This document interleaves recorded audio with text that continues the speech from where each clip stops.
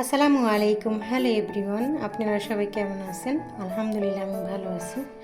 আজকে রান্না করব লাউ দিয়ে ইলিশ মাছ। এর জন্য আমি এখানে লাউ নিয়েছি, কেটে ধুয়ে পরিষ্কার করে পানি ঝরিয়ে।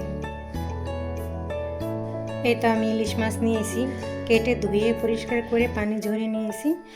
এই পর্যায়ে আমি লবণ হলুদ মাখিয়ে নেব পরিমাণ মতো। লবণ, হলুদ,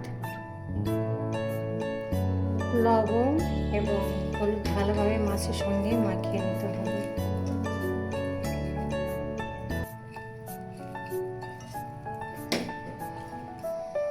চুলায় একটা হাঁড়ি বসিয়ে পরিমাণ মতো তেল দিয়ে দিয়েছি। তেলটা যখন গরম হয়ে যাবে এই পর্যায়ে আমি ইলিশ মাছ ভেজে নেব। তেল গরম হয়ে গেছে, এই পর্যায়ে মাছ ভেজে নিচ্ছি।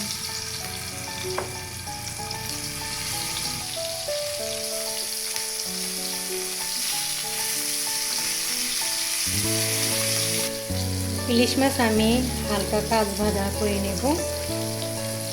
এর জন্য আমি উল্টে পাল্টে ভেজে নিয়েছি। এই পর্যায়ে আমি চুলা নামিয়ে নেব। ইলিশ মাছ ভেজে নিয়েছি, তখন যে তেল বের হয়েছে সেই তেল দিয়ে আমি মাছ রান্না করে নেব।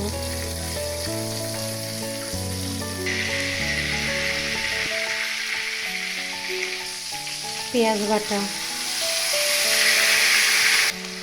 লবণ, পেঁয়াজ আর লবণ একসঙ্গে কষিয়ে নিতে হবে। এই পর্যায়ে দিয়ে দিচ্ছি পরিমাণ মতো হলুদ গুঁড়ো, মরিচ গুঁড়ো, নেড়ে একসঙ্গে কষিয়ে নিতে হবে। ইলিশ মাছ এবং চিংড়ি মাছ পেঁয়াজ এবং হলুদ মরিচ লবণ দিয়ে রান্না করলে ইলিশ মাছ এবং চিংড়ি মাছের টেস্ট থাকে, ঘ্রাণ থাকে। রসুন বাটা দিলে সেই টেস্টটা থাকে না। এর জন্য আমি পেঁয়াজ হলুদ লবণ তেল দিয়ে আমি রান্না করে নেব।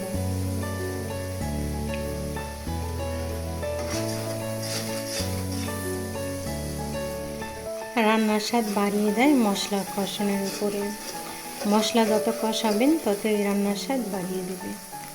তো আমার মশলা কষানো হয়ে গেছে, এই পর্যায়ে আমি দিয়ে দেব লাউ। মশলার সঙ্গে ভালোভাবে লাউ কষিয়ে নিতে হবে।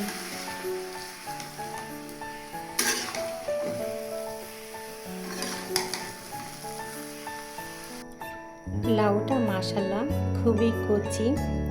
তো এই পর্যায়ে আমি ঢাকনা দিয়ে ঢেকে দেব। লাউয়ের গা থেকে যতটুকু পরিমাণ মতো পানি বের হবে এই পানি দিয়ে আমি লাউ রান্না করে নেব।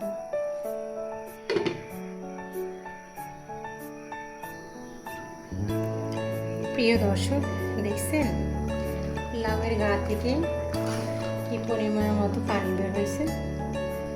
এই পানি দিয়ে আমি লাউ রান্না করে নেব।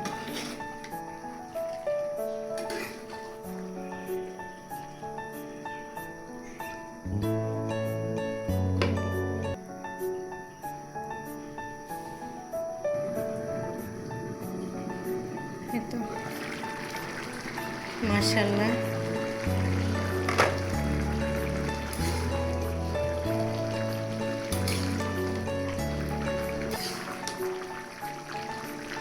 এই পর্যায়ে ইলিশ মাছ দিয়ে দেব।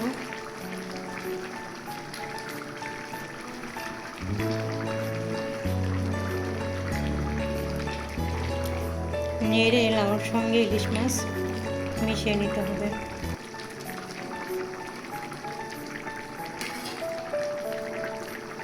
এই পর্যায়ে ঢাকনা দিয়ে ঢেকে দিতে হবে।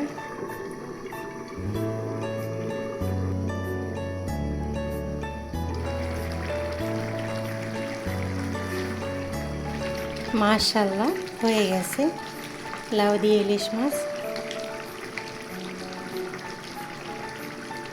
এই তো লাউটাও খুব সুন্দর সিদ্ধ হয়ে গেছে। এই পর্যায়ে আমি চুলার জালটা অফ করে দেব।